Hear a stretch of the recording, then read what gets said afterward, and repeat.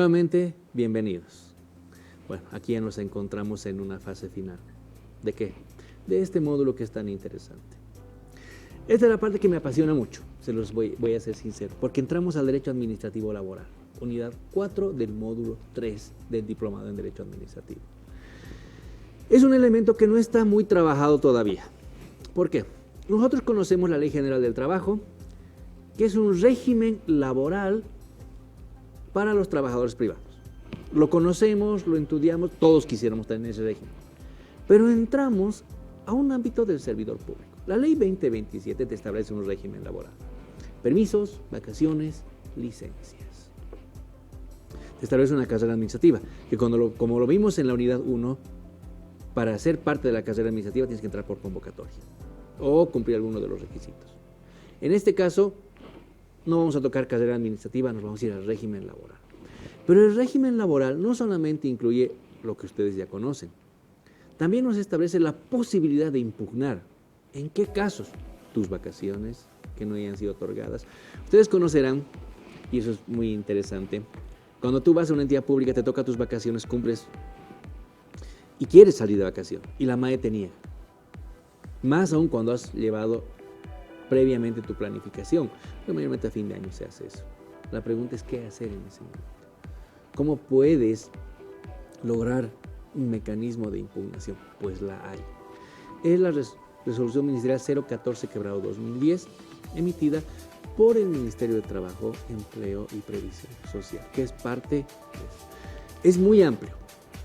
Voy a tratar de ser lo más escueto posible, pero directo en algunos elementos que son principales. ¿Tienen ustedes la presentación? ¿Tienen la normativa? Porque la 014 va a ser parte de su estudio que ustedes van a tener. Y hay una sentencia constitucional que nos habla de un régimen laboral del servidor público. Y eso ya me van a entender cuando incluso vayamos en el avance.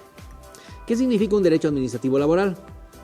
La posibilidad de que un servidor público sujeto a un régimen de la Ley 2027 pueda acceder a mecanismos de impugnación y defensa en sus derechos laborales legalmente adquiridos.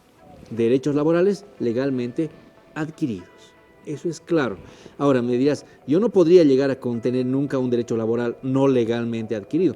No se trata de eso. Se trata muchas veces que nosotros no tenemos el contexto real. Eso les voy a explicar ahorita. Entramos a entender primero qué es la vacación. Ustedes saben que la vacación es un descanso anual.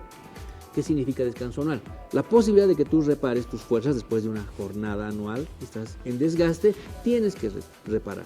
¿Qué nos hacen las entidades públicas?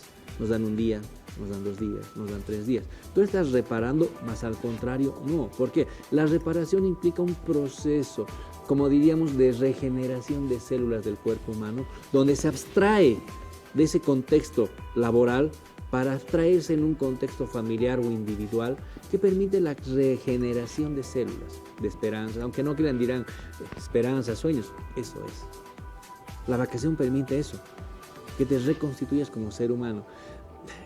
Para muchos, a veces cuando hablamos de ese tema con los encargados de recursos humanos, parece muy soñador, muy pletórico, muy fuera de contexto. No, señores, no somos seres humanos, nos regeneramos, nos agotamos y nos marchitamos cuando constantemente somos presionados, hostigados, incluso podemos ir acosados laboralmente y no se nos da la posibilidad que nosotros podamos reconstituirnos.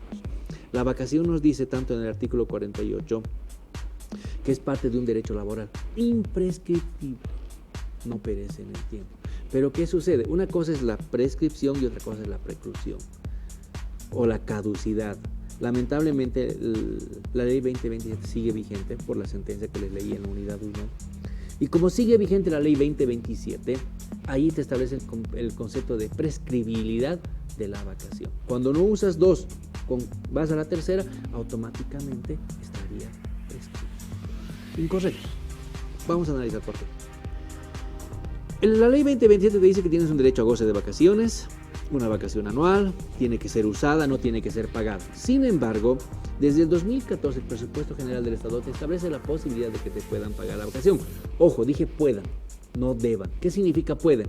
Que es una decisión potestativa de la máxima autoridad ejecutiva. Porque dice podrá ser pagada en caso de renuncia, despido o muerte. pero tú solicitas.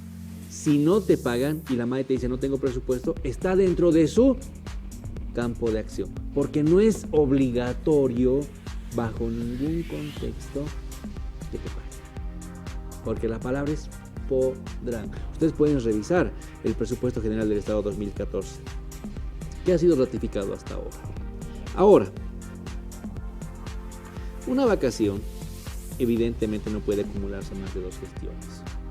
Para eso, ¿qué se hace? Ustedes, abogados, servidores públicos y o abogados externos, cuando tuvieran un problema, una controversia, tienen que solicitar primero si hubo una planificación anual. ¿Cuándo se hace? A final de gestión. Cuando tú, dentro de tu POA, porque tu POA no solamente es dinero, eso lo veíamos en la unidad 2, no solamente es dinero, ¿quién lo va a hacer? ¿Cómo lo va a hacer? ¿Cuántos consultores de línea por producto eventuales es otra finalidad? Servidores públicos vamos a necesitar. Si vos planificas eso, también planificas quién. Es decir, tú tienes, por ejemplo, auditoría interna. Auditoría interna no sale entre noviembre, diciembre, enero, febrero hasta marzo por el tema de la confiabilidad, pero después planifican sus vacaciones. Es decir, yo el auditor 3 y 4 no los necesito porque voy a concluir. Ellos que salgan en tal fecha, planifican. Eso se llama parte de la programación operativa anual que tiene que hacer cada unidad organizacional. Si hay ese elemento y la MAE te niega, te está afectando un derecho porque ya legalmente tú lo has adquirido y la vacación hay que usarla. Para el cálculo de vacaciones igual, ¿qué pasa con los 3 periodos? Si a ti te niegan, pero tienen que negarte por escrito, ojo, por escrito. Si te niegan verbalmente, lastimosamente el derecho administrativo es reglado. ¿Qué quiere decir? Todo tiene que estar escrito y probado. No hay verbal. A diferencia de la Ley General del Trabajo, que existen contratos verbales, despidos verbales, existe la posibilidad, tú puedes probar. Pero en el ámbito del servidor público no existe lo verbal. Es decir, si te niegan la vacación y te dijo tu MAE, no puedes salir, o tu jefe de unidad y vos te quedaste tranquilo, hay la gran posibilidad que cuando cumplas tu tercera gestión, pierdas. Es por eso que ustedes tienen que lograr ir con la MAE con una carta que les diga, recházame, dime por qué. Porque eso les da la posibilidad de reclamar sus derechos laborales, porque no sería su responsabilidad de que esa vacación se haya perdido.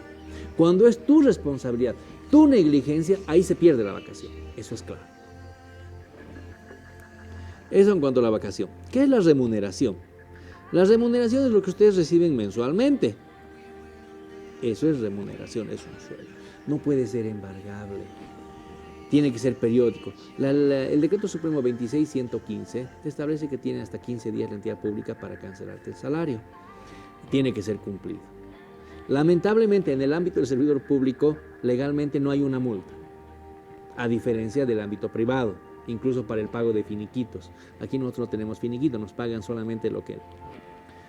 si nos deben vacaciones, hasta 2 gestiones, los días trabajados y el aguinaldo si pasamos más de 3 meses.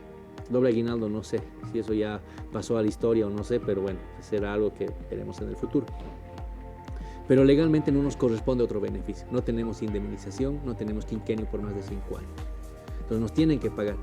No hay un plazo como en el tema de la Ley General del Trabajo, que cuando en 15 días tú no pagas el finiquito hay una recarga del 30%. Sí, tal vez muchos dirán, uy, qué macana, entonces nos encontramos en un tema de discriminación porque nos discriminan a trabajadores del Estado y a trabajadores privados. Puede ser en un contexto, como diría algún oriental, puede ser sí. Me refiero porque eso salió un meme, ¿no? Lamentablemente eso está constitucionalizado y no podemos hacer nada. Hay una separación del servidor público con el trabajador. ¿Debería cerrarse la brecha? Por supuesto que sí debería cerrarse la brecha. No se puede satanizar a un servidor público por ser servidor público. Más al contrario, si es la imagen del Estado y que te protege tus intereses, deberías tú dar mejores condiciones, como lo pasé diciendo en todo contexto. Igual prescribe los salarios en el plazo de 2 años. Si tú no lo cobras, vuelve para el Estado. ¿Qué pasa muchas veces? Que muchos de ustedes dejan la entidad pública y se van y se olvidan de su cheque, de sus días, entonces de su boleta. Pasa 2 años, se revierte al Estado. ¿Se puede cobrar? Por supuesto que se puede cobrar, pero hay que hacer toda una gestión porque eso mayormente dice, está prescribiendo a favor mío. Tú tendrás que demostrar que no es tu culpa. Suponte que hayas entrado en coma, que hayas viajado por emergencia, por salud y no podías cobrar jurídicamente. Todo en la vida del derecho es demostrable y eso ustedes lo saben. Jornada laboral, bueno, ustedes le están viendo. ¿Quién regula la jornada laboral? El Ministerio de Trabajo. En el tema de, por ejemplo, es un tema que muchos me preguntan, y en este caso, las ETAs, los territorios autónomos, ¿cómo regulan? El tema del trabajo del Estado, del funcionamiento del Estado, lo regula el Ministerio de Trabajo. Perfecto. Para las funciones de los gobiernos subnacionales, tienen sus entes ejecutivos y legislativos que ellos tienen que regular. Pero para los demás, por ejemplo, en el contexto que estamos ahora, salir un día par, un día impar, ¿qué lo hace? La entidad territorial autónoma, y en este caso el municipio. El municipio no nos controla a nosotros como servidores, no me refiero a la palabra control. Los servidores públicos pueden venir a trabajar todos los días, porque están regulados por el Estado. Pero los demás trabajadores, los que son privados, tienen que cumplir esa función. Tiene que ver con un tema ya de marco de autonomías y competencias, especialmente las exclusivas, las privativas, las compartidas y los concurrentes, que eso es otro tema de diplomado, que es el tema del derecho autonómico. La jornada laboral, ustedes ya la saben, que la va a regular cada instancia, igual como el órgano judicial. ¿Qué son las licencias? Las licencias son jornadas donde sigue remunerándose el servidor público. Tenemos por asistencia a becas y cursos de capacitación. En un tiempo atrás, otrora, se otorgaba cursos de capacitación con goce de haberes, porque beneficiaba a la entidad pública, justamente porque eran de carrera. Ahora, lamentablemente, como no tenemos muchos de carrera, los cursos de capacitación ya no los paga el Estado. Te da licencia sin goce de haberes. ¿Te puede dar con goce de haberes? Claro que te puede dar, pero eso te decide la MAE. Potestativo. ¿Obligatorio? No. Por enfermedad o invalidez, te lo certifica la Caja o el Seguro Social en el que estés inscrito. Por matrimonio, 3 días hábiles, por eso la gente se casa ¿cuándo? Sábado, porque lunes, martes y miércoles, el domingo haces apertura de regalos, el lunes vas a tu luna de miel y vuelves el viernes todo morado y contento. Pero ya, por lo menos son los 3 días para que tú tengas. Por fallecimiento de padres cónyuges se aumentó a 3 días, porque antes era solamente 2. Una licencia especial hasta 3 días hábiles para el padre progenitor, tutor o responsable de un menor a 12 años por un accidente grave o enfermedad. Esto es claro. Resulta que muchas veces uno está fuera de la casa o tiene un accidente en otro lugar, donde no puedes acudir al seguro social en el que tú estás inscrito. El Estado te garantiza que puedes tener hasta 3 días hábiles demostrables, obviamente, pero no en el momento. Tú llamas a recursos humanos, mire, tiene ese problema, mándame tu baja. No, pues, si es un niño no tiene baja, porque te dice hasta niños menores de 12 años. Tú lo que muestras es el detalle de la intervención, la historia médica, para que se te conceda el permiso de 3 días. Todo esto está en la presentación con normas incluidas. Tenemos también el tema de la... Hay una tolerancia, ya entramos a tolerancias, para el tema de docentes y estudiantes. Ustedes saben que cuando son docentes o estudiantes, el Estado a través de la ley 2027 te otorga la tolerancia, cumpliendo la ecuación del 2 por 1. Es decir, si vas a usar 2 horas en el estudio, ya sea docente como estudiante, 1 hora tienes que reponer en la entidad pública. Eso se nos da muchas veces cuando uno está fuera de ser servidor público con una profesión, quiere estudiar otra profesión y entra a estudiar tempranito o tarde de la noche, entonces puede pedir esa compensación a través de la unidad de recursos humanos. Tenemos también la tolerancia para lo que es la mamografía y el Papa Nicolau, porque es una de las principales causas de mortalidad de las mujeres, así como el tema de la próstata y el examen de colon. Para las mujeres hay la posibilidad que ellas salgan una jornada dividida en 2, uno para hacer la consulta y el otro para recoger los resultados. ¿Cuál es la certificación? Llevar únicamente la consulta. No tienes por qué llevar los resultados, porque eso es tu derecho a la intimidad. Hay muchas veces que jurídicamente algunos recursos humanos dicen, mostrame los resultados, me tienes que entregar una copia negativa. Ese es el derecho a la intimidad, que no te puede coartar. Tú solamente tu facturita o de haber ido, tu recibito y nada más. Lo mismo para el que les decía de los varones que nos hacemos. La próstata, sí, es un tema que muchos no quieren, es hasta de chiste, ¿no? Cuando ya tenemos 40 para arriba nos toca hacer, no es un examen cómodo para los varones, pero bueno, hay que hacerlo, ¿no? Porque es la principal causa de mortandad igual, donde tenemos que ir, que nos revisen y llevar el examen de colon para lo mismo. Hay tolerancia para la mujer o madre en estado de gestación, también para cuando... Esto ha aumentado. cuando una persona está en estado crítico. ¿Qué pasa si nosotros tenemos a alguien de custodia que está enfermo, en un estado crítico? Nos tienen que dar una tolerancia, porque ¿qué sucede? Y eso es específicamente con los hijos. También muchos observan, dicen, si yo tengo un padre que está mal, ¿la protección alcanza? No, alcanza solamente con los hijos. Es decir, si tú tienes un hijo que está con Ayasa, cáncer infantil, enfermedades sistémicas, enfermedades neurológicas, insuficiencia renal crónica, enfermedades osteoarticulares, discapacidad grave muy grave, accidente grave con riesgo de muerte, tendrás una tolerancia especial.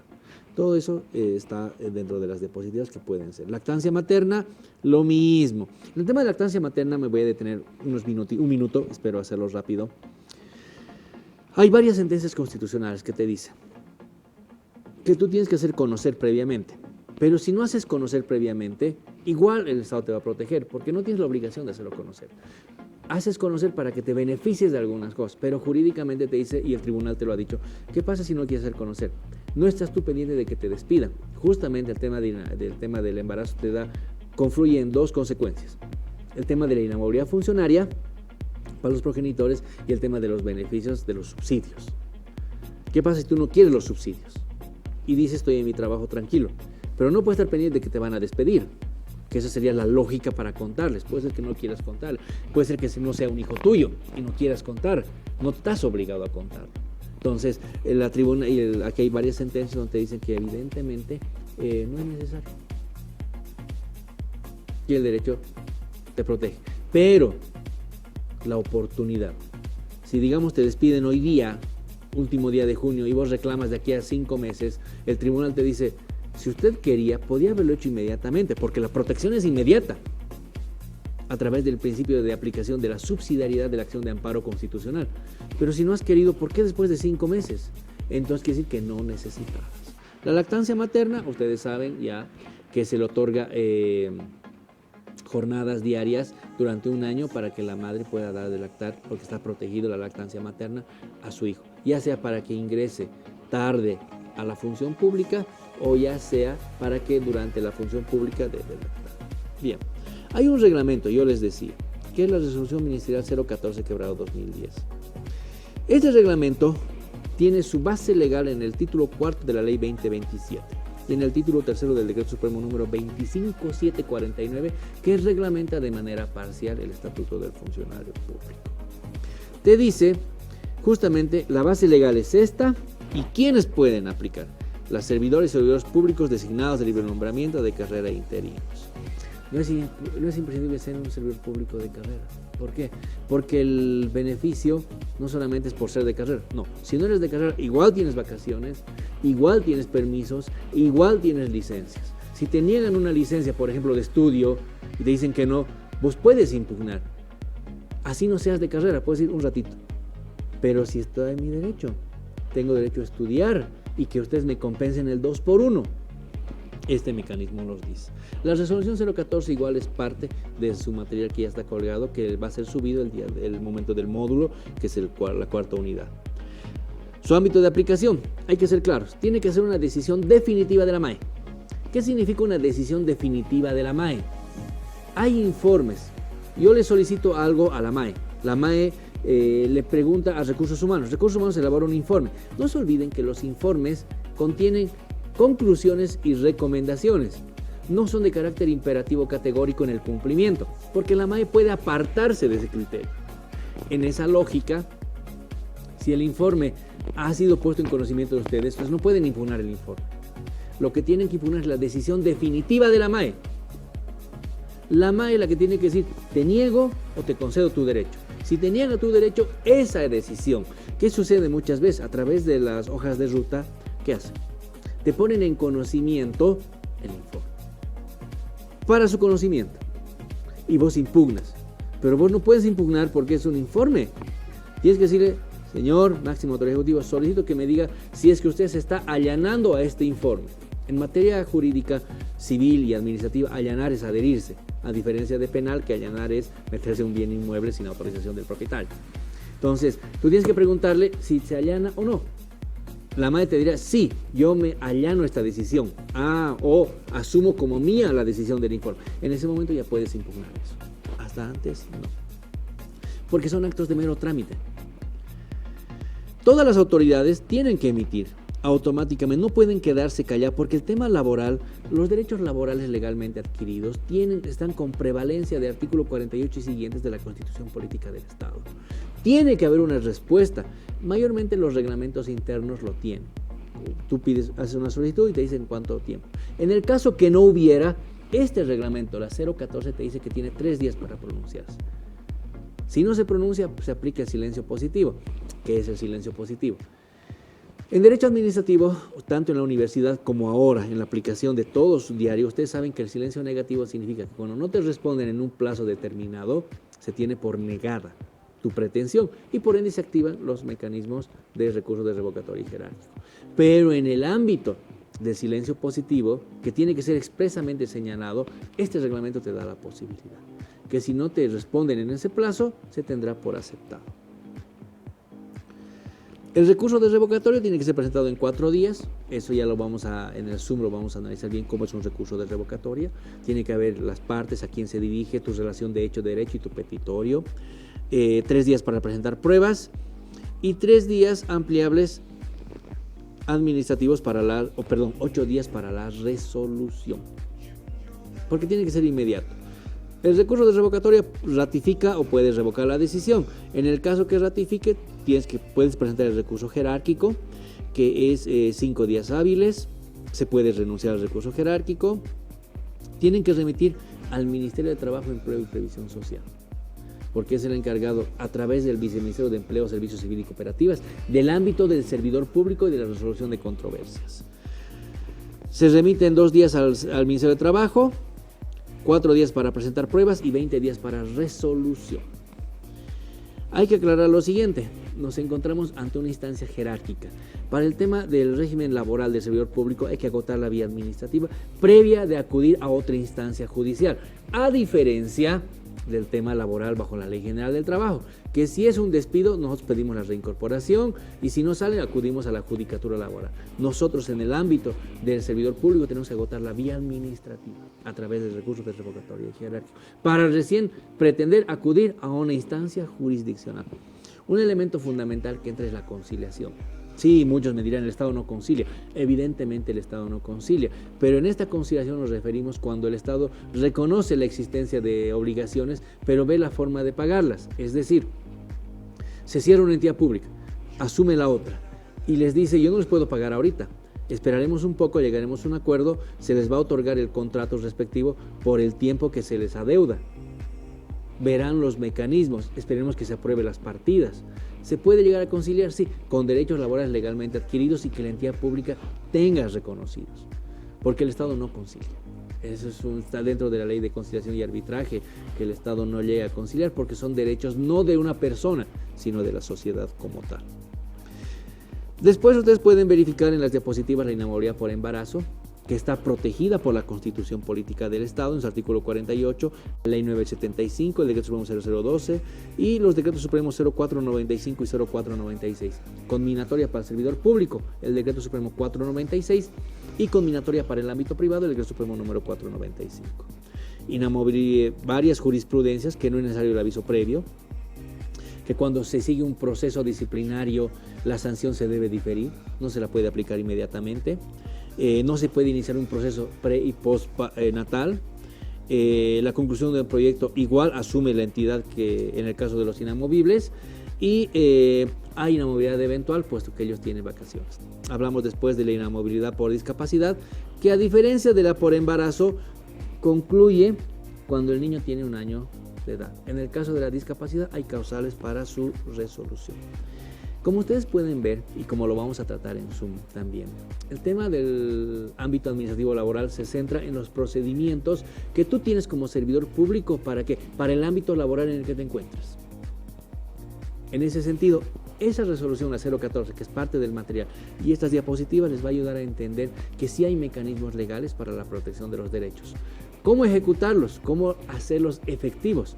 Eso ya es parte de un estudio que tienen que hacer ustedes en el análisis de la norma, y obviamente cuando tengamos el Zoom vamos a absorber muchas dudas.